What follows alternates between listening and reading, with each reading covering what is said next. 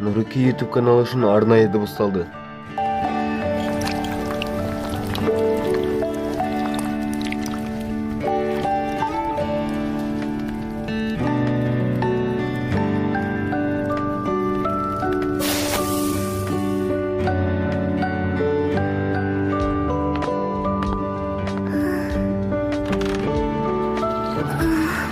Күн сайын анам таң атпастан жұмысқа кетеді.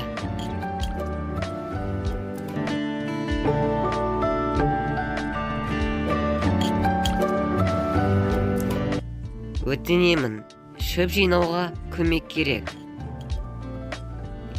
Мықты болса дұрыс болар еді. Дайын. Анамыз мен және Рита үшін тынбай еңбек етіп жүр. Сондықтан Сәлеметсіздер ме? Менің есімім Марк. Менің ресми түрде ең бірінші тапсырмам бұл бір емдік шөпті жинайтын қызды қорғау.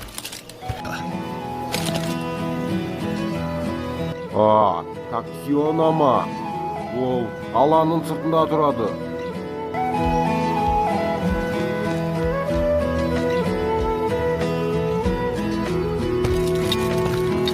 Мен ешкімнің мені байқағанын қаламаймын. Сондықтан бұл тапсырма тура маған арналған секілді.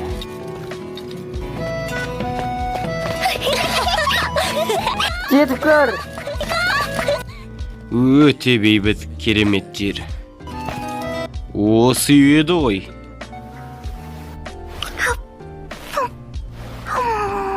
Елена, жай жесейші.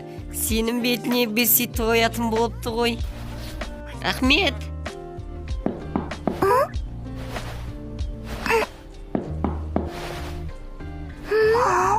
Келе жатырмын.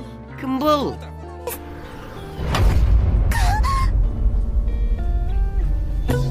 Рыцарь мырза, сізге не керек? Марко ханым үйде ме?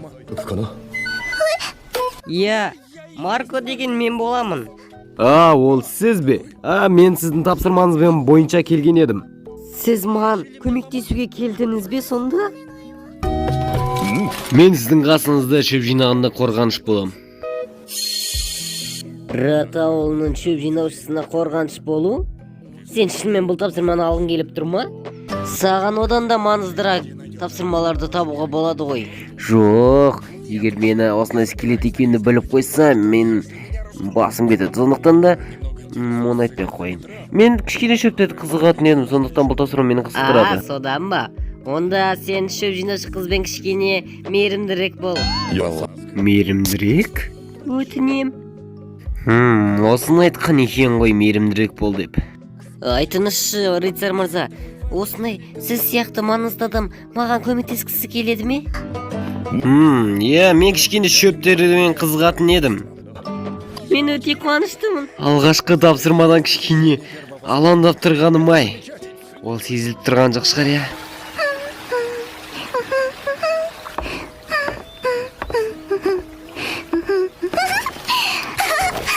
Марко ханым, мен сізден сұрасам бола ма? Неге сонша асығып жатсыз? Жан-жағымызда өте қауіпті тісті вепралар бар. Сол үшін қорғаныс алынған шығар, бірақ неге сонша асықтыңыз? Анам жақында үйге келеді. Ал егер бұл ісімді біліп жатса, анам маған рұқсат етпейді. Түсінікті. Мен шөпті құпия түрде жинап жатырмын. Неге олай істеп жатсыз? Алдыңғы жылы әкеміз қайтыс болған болатын. Соған қарсы анамыз бізді жалғыз өзі бағып келе жатыр. Мен соған анама көмектесейін деген едім. Анаңыз құрметтеуге тұрарлық адам екен. Және бұл шөптерді әкеміз жинайтын етін. Әкемнің кеткеніне байланысты мен анама көмектесейін деп шештім. Міне сол үшін шөптерді жинап жатырмын. Мен анамның қатты қуанғанын қалаймын. Міне мынау жұрттың қызы. Ал мен оның жасында болғанда тек қана ойнайтынын ғана білген едім. Өкінішті осындай мен осындай қыз жолықпа деген маған. Рыцарь мырза, бірдеңке болып қалды ма? Сіз қалдыңыз ғой. Анаңызды қуанту үшін өте көп шөп жинау керек. Ендеше ісімізге кірісейік.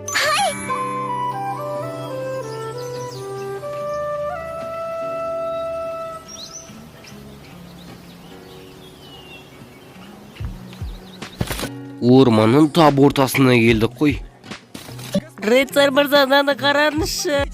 Бұл гүлді біз көкірін деп атаймыз. Бұл гүл сіздің жарақаттарыңызды емдеуге көмектеседі. Ал бұл гүлді жақсаңыз, жан-жағыңыздағы түрлі жәндіктердің бәрін қашырып жібереді. О, Марко ханым, сіз өте көп біледі екенсіз. Сіз тұнып тұрған тұлға екенсіз ғой. Тұлға? Иә, мен тұлға деп мұғалімдерді және де данышпан адамдарды айтамын. Иә, бұның бәрін мен әкемнен үйренгенмін. Әкем өте жақсы адам еді. Ар жақта бір жақсы ағаш жүреді. Сол жаққа барайық, кеттік. Марко ханым, артқа! Мен бірдеңкені сезіп тұрмын, сондықтан абай болыңыз, Марко ханым.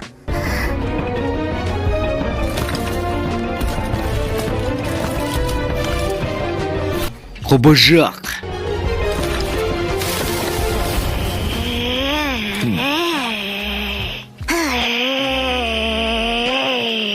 Түлкі ме? Жоқ, түлкі емес. Ол жарақаттаныпты ғой. Жарақаты қатты батып тұрған секілді.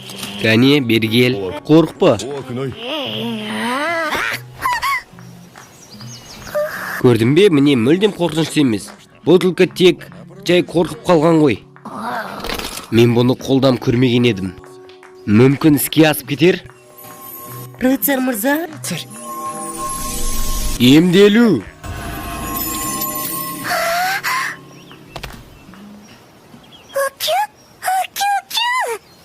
Мәссаған, сіз емдік қабілетіңіз бар екен ғой. Сіз тап бір емші дейсіз. Емдік қасиет көмектеседі. Қандай сүйкімді, ол сіздің көмектескеніңізді біліп тұр. Мен саған көмектескеніме қуаныштымын. Ал енді қай жерден келін сойқа қарай бара бер. Мүмкін ол сізбен барғысы келіп тұрған шығар.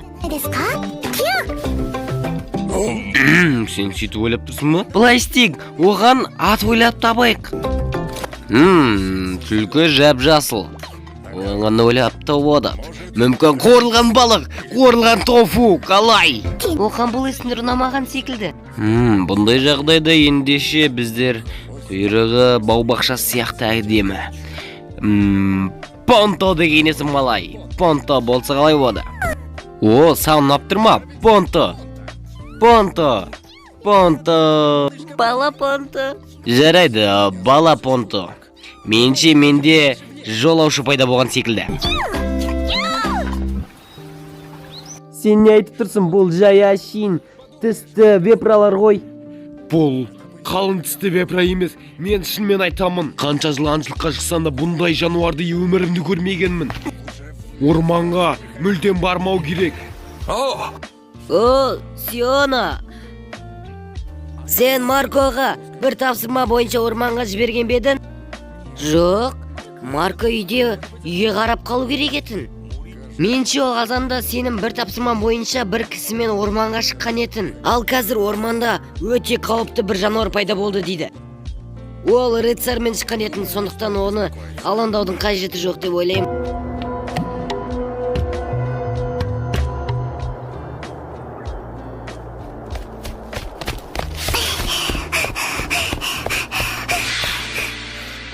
Geldik.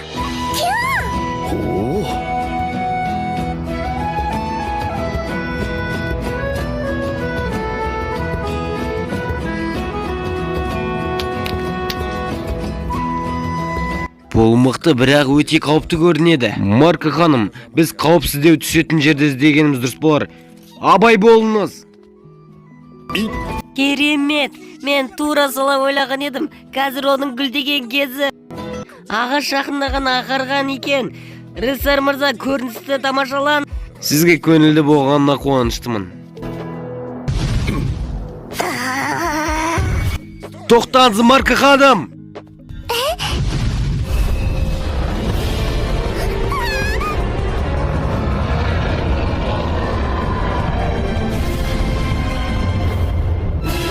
Әр сөз махаббатпен аударылды, сондықтан лайк басып каналға тіркелуді ұмытпаңыздар.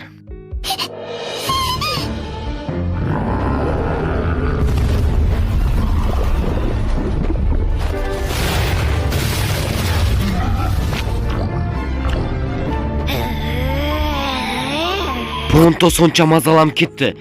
Бұл құбыжық сондай қауіпті ме не?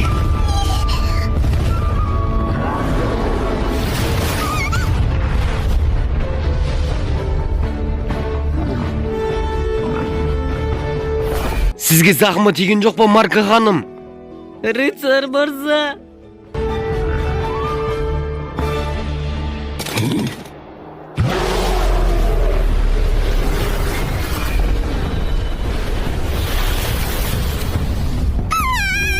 Улы туман.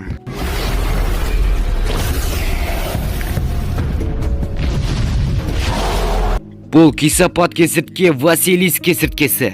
Өте үлкен тырнақ, улы туман және де өте қауіпті тілі. Орташа деңгейлі ойыншыларға өте қауіпті болуы мүмкін.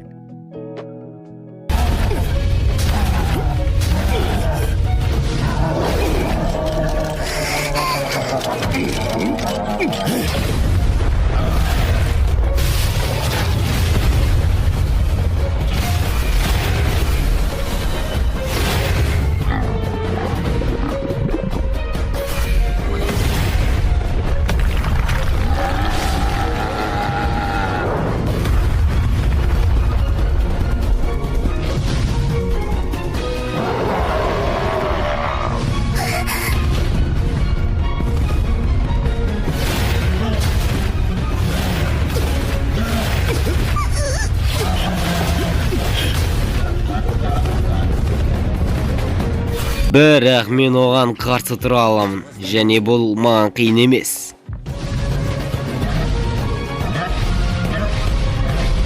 Бұл қимыл, егер бұл ойындағыдай болса, онда бізге қауіп төніп тұр.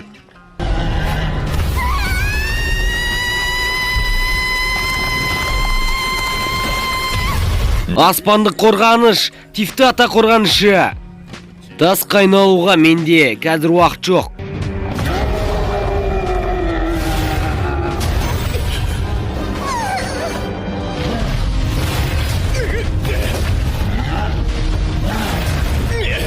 Ей, мынаны кім ойлап тапты? Бұндай кесірткеде 4 қолда жетеді, бірақ 6 қолдық деген ол енді сұмдық қой енді.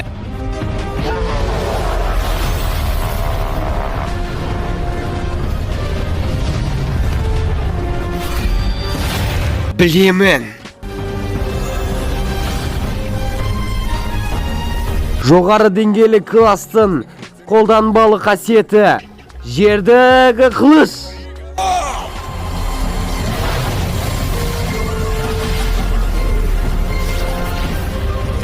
Бірақ соққымен мәссаған, бұл әдіс сонша мықты ме еді? Мәссаған. Әлде мен тым артық кеттім бе? Қандай жағдай болмасын, мен өзімнің екінші құбыжығым Василий кесірткесі тұттым. Мәссаған. Не деген күш? Болды, еш нәрседен қорықпасаңыз болады, Марка ханым. Мәссаған, бұл рыцарь мырза өте керемет. Бұл менің өзімнің борышымды өтедім. Ауылда бәрі таңғалатын болды ғой. Мен бұл ерлігіңізді айтсам бәрі таңғалады. Ауылдағының бәрі? Иә, ауылдағының бәрі. Мен оларға айтсам, олар барлығы сізді пир жасап күтіп алатын болады. Жоқ, Марко ханым. Жоқ, Марко ханым. Егер бұны айтсаңыз, мен өте ыңғайсыз жағдайда қаламын. Сондықтан өтінемін, Марко ханым. Бірақ ешкімге айтпаңызшы. Өтінемін. Жарайды, егер сіз солай өтінсеңіз, солай болсын. Рахмет, Марко ханым. Бұл не жүзік болды екен?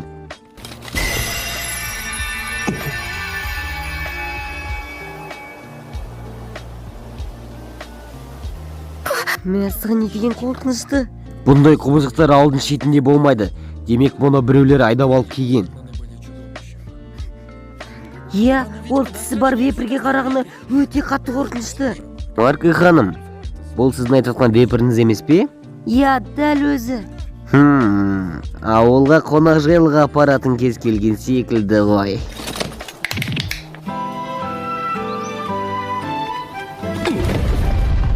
Рыцарь мырза, бұл вепірді қақтын аулап алды.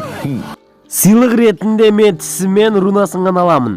Бірақ мен сіздердің бір өтінішім, бұның терісін сыпырып Марка ханымға беріңіздер. Мен оны Марка ханымға сыйлағым келіп тұр. Ал енді етіне келетін болсақ, оны бүкіл ауыл болып бөлісіп аласыздар. Рыцарь мырза сондай өте мықты жауынгер. Марка!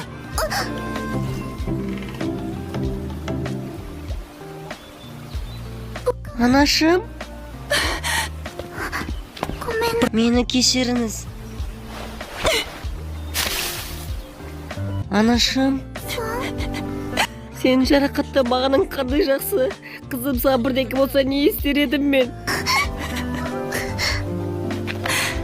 Марка, неғып сен орманға барасың? Мен саған орманға баруға тыйым салған едім ой.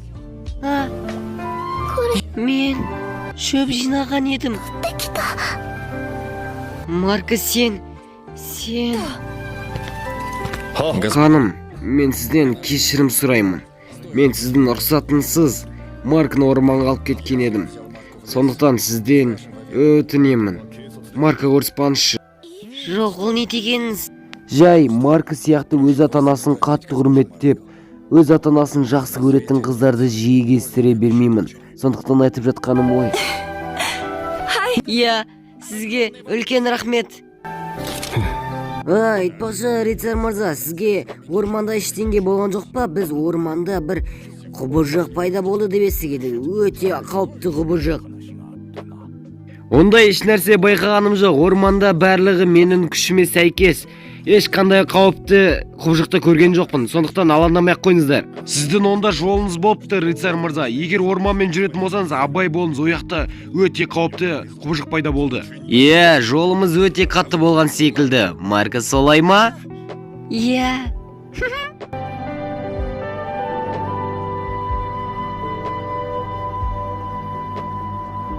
Рыцарь мырза, көмектескеніңізге үлкен рахмет. Оқасы жоқ, Марка ханым. Сіздің арқаңызда мен де біраз нәрсені біліп қалдым. Сондықтан сізге де рахмет. Рыцарь мырза, алыңыз.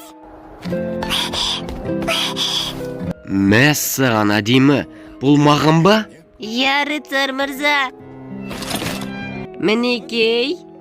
Бұл ең жомарт сыйлық болды.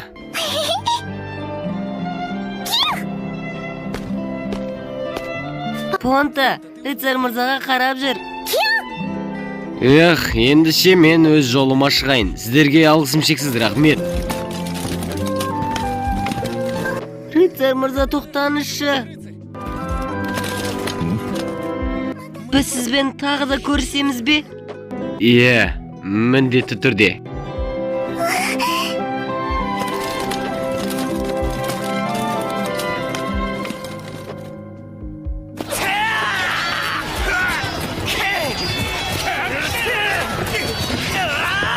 Қоршаңдар оны! Садақшылар! Атыңдар! Өлтіріңдер оны! Найзашылар алға!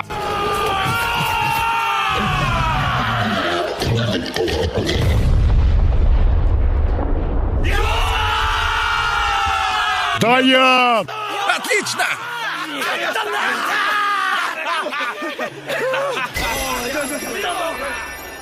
Бұл жолы бізде 15 адамнан айырылып қалдық, және 38 адам жарақаттанды. Василиск сонша мықты болмаса да, осыншама адамнан айырылып отырық. Иә, бұл жолы біздің қарсыласымыз өте мықты болып шықты. Және бізде екіншісі туралы жаңалық бар.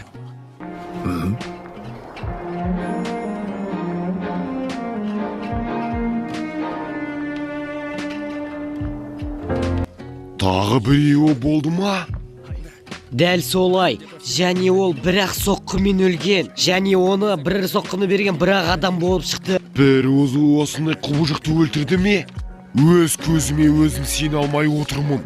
Бір соққымен. Болай бір соққымен өлтіру үшін нағыз батыр болу керек, немесе шын жын болу керек. Понто, біз өз тапсырмамызды өте сәтті аяқтадық. Құбыжық дейді ма? Жай көзге көрінбей, осылай жақсы өмір сүргін келеді.